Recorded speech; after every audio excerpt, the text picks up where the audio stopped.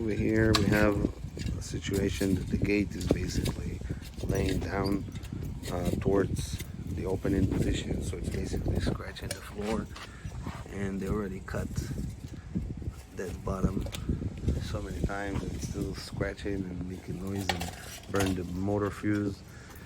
So what we basically saw that it's not level. You can see this line where it is to be painted originally close to the wall. So we're just gonna dig the ground, reveal the concrete, underpin it, support from the deck here, and secure the gate level.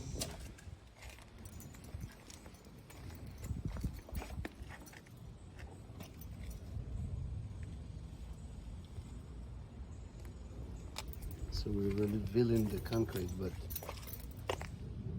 they have two different.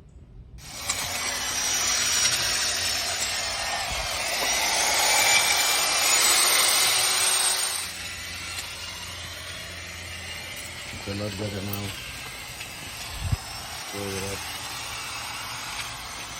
And that's it. After we're done here, we're going to put it back just to get everything to set up and cover the concrete.